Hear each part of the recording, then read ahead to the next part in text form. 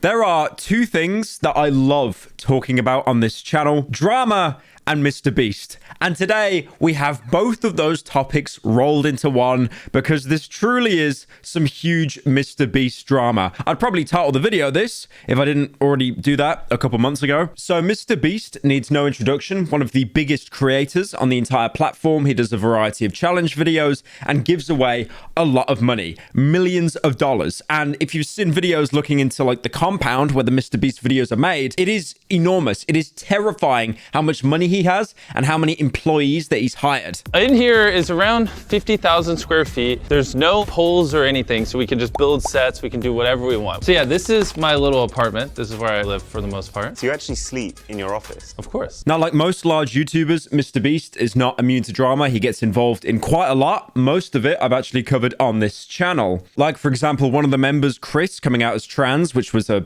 drama for some reason. But there's also been other things in the past, like, for example, MrBeast's editors coming out basically saying how his mom was very controlling and they didn't have a good experience. Also, one thing I've noticed about MrBeast is whenever someone leaves, people always assume there's drama. There was an OG member of the MrBeast group called Jake the Viking. They left. It was an amicable end. There was no drama. But yet people still inferred that he was kicked off when he basically had to come out himself in a video saying, no, like, I just wanted to pursue my own things. I helped the channel grow. When I joined, it was at 4 million. And when I left, I think we had just passed 30 million. But it was a mutual leaving. Well, I'd already told him multiple times, you know, what I wanted to do was kind of be my own boss, do my own thing. You know, I like streaming. I like being able to get in front of the camera and entertain people through playing video games or whatever it is. I wanted to be able to make my own videos. You know, I wanted the opportunity to travel and to go places and not be held back. But recently there has been a call out on MrBeast that he has been apparently faking his videos, or more likely the outcome of his videos. So recently MrBeast was called out by Rosanna Pansino. Now, I had no idea who this creator was. She's got around 1 million followers on Twitter, and going on her YouTube, she has 15 million subscribers, which is an insane amount. I'm actually amazed that I've never heard of her before. Looking at her more recent videos, she doesn't actually get that many views, especially for someone that has 15 million subscribers. Even the Pyro Live Slop channel seems to do better, which I do want to say, by the way, as a testament, if your channel is doing worse than the Pyro Live channel, something's wrong, okay? Because this is like bottom of the barrel, lowest of the low. But then if you go on her most popular videos, around 10 years ago, she was banging, getting like hundreds of millions of views, usually making cakes and stuff like that. So again, this is another YouTuber that was huge, probably in YouTube's early days, and more recently has kind of fell off a little bit. So the point of Rosanna's channel seems to be making custom cakes. So what is the overlap with MrBeast? Why is she calling out MrBeast? Well, apparently she was on one of MrBeast's challenge videos and is basically accusing him of rigging the whole thing. It's all been faked. The video in question was the Creator Games 3. So MrBeast has had a long running series called the Creator Games, and what he essentially does is get the most marketable or popular YouTubers at the time and gather them all together to basically compete against each other. A popular example is hide and seek. Like, for example, MrBeast and his team would rent out an entire, stadium and basically say, hide anywhere, and the last person to be found wins a cash prize. But this wasn't just any stadium. As MrBeast said himself, This is the largest stadium in the world. so this video in question was posted over a year ago. Now, Rosanna had previously competed in part 1 and part 2 of the Creator Games. But in the third one, the hide and seek tournament, she actually came third place. Second place was the YouTuber Quackity. If you're Spanish, you definitely know who he is because he is just inescapable in that country. And first place, the overall winner, was Zach King. Looking at his channel, he basically just does exactly what MrBeast does, but there's no money involved. By the way, before getting into this story more, I'm sure you've seen this cup. It's a very good cup. There's actually been numerous interpretations of fan art for it on Twitter. People are going crazy for this cup, and I'm being asked over and over, when is it actually being sold? November. It is coming out November. So mark it on your calendars. Get ready to get mom's credit card, because once these are gone, they are not coming back. Also, I'm contractually obligated to tell you that if we sell enough of these, I'll apparently get my own flavor. Probably call it slop flavor, but we'll see. Now, the placements I told you is what Rosanna said actually happened in her own words, but when the video actually dropped, it was re-released to have Logan Paul as one of the runner-ups. So instead of it being her in third place, it was Logan Paul, then it was a YouTuber called Larry, and then it was Zach King. She also went on to explain, for the sake of content, that the rules of the game were you couldn't stay in one place for the entire time. You eventually had to get up and move around. Because if you found a really good hiding spot and camped, it wouldn't really be content. You'd basically be taking a nap and then getting $1 million. And on top of that, all the contestants actually had earpieces given to them, apparently. So they were told, you know, you've been camping here too long, you need to move somewhere else or you're going to be eliminated. Honestly, it wouldn't surprise me if MrBeast had them all like chipped in the neck as well, so he could just keep track of them on like a GPS the entire time. Imagine MrBeast like walking around the stadium with like a Modern Warfare 2 heartbeat sensor or like a UAV, just seeing all the contestants at all times. Another thing the contestants were told through the earpiece is when another contestant was caught. Like, for example, Rosanna apparently through her earpiece heard that Logan Paul was indeed caught. She then goes on to say in the post that she was actually caught while transitioning. Not that kind of transition, but going from one hiding spot to another. Now, Jimmy, MrBeast at the time, said because of that, she came 4th place, but her co-peers, Larry, the other YouTuber, actually fell asleep, which you weren't allowed to do. I mean, sleeping is totally fine. It will probably be funny for the B-roll, but more importantly, he missed the chance to actually transition from one hiding spot to another, so he stayed in one place too long, which should be an automatic disqualification. So she's basically saying in her post that because Larry fell asleep too long, he should have been disqualified, and she shouldn't have came 4th, but 3rd, with Quackity 2nd, and then Zach King 1st. But like I said before, in the final cut of the video, Logan Paul came 3rd, then it was Larry, then it was Zach. Quackity and Rosanna were nowhere to be seen. Now, a lot of people have had a game theory since this post came out that it was entirely faked, because at the actual end, you don't see like a 1st, 2nd, and 3rd place. All you see is Zach, who came 1st place, just go up to the front of the stadium to collect his money. There's no podium for the runners-up. Rosanna ended the post by saying her and Quackity rightfully won, but they weren't included, and then goes on to say that all the women were actually removed from the top 3. I don't think Quackity's a woman, and also, if you were still kept in the video, you wouldn't have won, you would have came 3rd place. By now, you probably think, okay, the woman that makes cakes 10 years ago, what platform does she have to actually stand on? Well, she mentions Quackity quite a lot. Now, Quackity has been saying this for quite a while. I mean, for example, here's a clip of him saying that he basically won like over a year ago,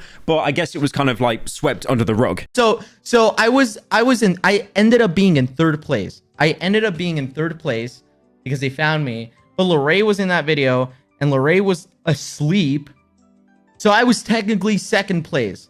So I was the 2nd place in that video. The thing is as well, in previous creator games, it was actually a little bit more obvious who won and who the runners-up were. Because, you know, they were all piled together compared to the hide-and-seek one, where everyone was isolated, separated, and then only one finalist appeared. The problem is, with this situation, MrBeast is someone that a lot of people, especially the Twitter space, like to hate. Now, believe me when I say this video is not going to be me sat here, you know, doing the I Show Speed emote on MrBeast. But that being said, there definitely is this kind of culture on Twitter and other websites where they like to hate popular people. They love watching them crash and burn. Usually because said people will tweet like 30 to 40 times a day, kind of realize they're wasting their life away. And then it's like, wait, that guy that's successful, something bad happened?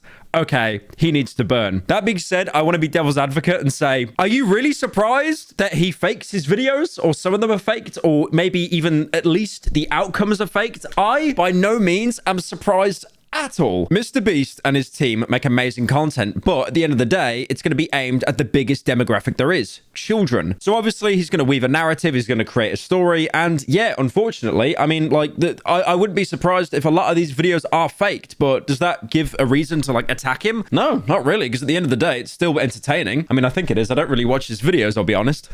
But even in the case with Rosanna, if MrBeast was being truthful, she would have came 3rd place. This wasn't like you were 2nd or 1st place and you had the $1 million stolen from you, because if that was the case, fair enough. You have every right to go on Twitter and attack him because you were basically robbed of money that you earned. But it's like 3rd place, and then you try to spin this narrative on how like all the women were removed, even though it was just you and Quackity, and I don't think Quackity identifies as a female. And I think what really leaves a sour taste in my mouth is you have this YouTuber that hasn't been relevant for the best part of 10 years, and now she is latching onto this clout that she's got from attacking MrBeast. I mean, recently she went on the H3 podcast to basically explain how MrBeast apparently wanted to get on a phone call with her to resolve it, but refused to actually text her, probably because she would have, you know, screenshotted it and shared it onto Twitter like she has done already. He keeps pressuring me to get on the phone with him, and it's because he can say whatever he wants on the phone to me, lie to me, and then deny everything he said. It's a smart business tactic. He's a smart guy. He's a businessman. Cynical though. Yeah. I mean, and And I learned the hard way. You can see through the messages here that Jimmy like does not want to actually engage in any kind of conversation unless it's through a phone call. But then she's going on and saying how like she was pressured by him. Like where's the pressuring? He's asking the same question over and over, but he's not saying like, you have to sort this out or you're a problem. Like you get the worst thing is you can tell that he's speaking to her through the utmost respect because he knows for a fact that she's going to screenshot anything he says and then use that to fuel her own agenda, which is exactly what she's done. So MrBeast actually took the right steps to speak to her like the brand account of Pepsi or something. I do want to say as well, like reading these DMs between Rosanna and MrBeast, it is really painful because you can tell both sides are speaking in this like weird kind of PR talk because they both know that the other one is going to screenshot the conversation and share it. MrBeast will probably screenshot it and share it into his WhatsApp group, and then Rosanna will screenshot her side and post it onto Twitter. So they're speaking in this very weird, like almost trying to do, like Rosanna almost speaks like she's trying to do as much damage to him as possible. At one point saying, I have stayed silent for so long and it's causing me mental stress and anguish. It's not mentally healthy for me to have someone make me look worse than I am in front of millions of people. I mean, what do you mean look worse? Like, bro, you were going to come third and I think you came fourth instead. Like what? Like you're making out that MrBeast made like an expose video and he was just lying or something. So Rosanna asks MrBeast to send over the raw footage and then the conversation pretty much ends because it's pretty apparent that Jimmy wants to get on call and explain his side to her, and she just doesn't want any of that because she wants to milk this as long as she can. Now, like I said, I am by no means on MrBeast's payroll. I'm pretty sure that some of the members of MrBeast don't actually like me. For example, Carl Jacobs, when I posted this meme onto my Twitter, he was quite unhappy about it. What is this place? Who picked truck? Dude, this is some Ohio stuff, bro. Will you shut the hell up? Get the hell off! But to be fair, he did make an Ohio joke in like current month, so you know he kind of had it coming to him. But the problem is you have a situation here with a YouTuber that hasn't really been relevant in the best part of a decade, but it's that classic case of a YouTuber that still has loads and loads of contacts, which is probably one of the reasons why she was able to even appear in this video. It's the same reason as why in YouTube Rewind you would have YouTubers that like fell off, no one even knew who they were, but they'd still appear because despite falling off, they had that branching network of contacts that they could use to wriggle their way in. But also, that being said, if the main takeaway is MrBeast fakes some parts of his videos, then like, wow. Well, welcome to the real world. Guys, I want you to know, when I made that Cry of Fear video a couple years ago, I didn't actually go to Sweden. I didn't go to Stockholm to film it. It was actually in a video game. It's amazing. I know. Crazy. I think it's one of those situations where it's like, if he makes entertaining content, who cares? Who really cares? This is obviously someone trying to latch onto a situation and gain as much clout as possible. Like, she doesn't want to resolve it with Jimmy, because if she resolves it, that would then mean that the clout and the attention she's getting right now would die down. That's why she's, you know, messaging him very weirdly, saying it's caused me mental anguish, talking like she's just survived Vietnam, and also going on to other YouTubers' podcasts to spin this narrative that he's a dishonest person. I don't know MrBeast personally. I'm not one of these people like Ludwig that calls him Jimmy every 7 seconds to like let everyone know that they're friends. But at the same time, I do feel really bad for him because it is a pattern, a constant pattern he's had of, you know, having people basically screw him over, like past editors, experiences like this. Like, I get it. You came third place and you actually got marked as fourth. But again, it's like, there's not that much of a big difference. And it's trying to spin that other kind of narrative stuff as well. Like how, you know, like all the women were removed. It was actually women power, woman power. It's like, I get it. Women's rights. Hell yeah. But at the same time, you were the only woman that was removed. So, you know, you're making it out that it's like a woman issue now. She's trying to include as many groups as possible to fuel the narrative. It just comes across as very dishonest to me. The only way this can be resolved is if she makes a MrBeast cake of MrBeast face.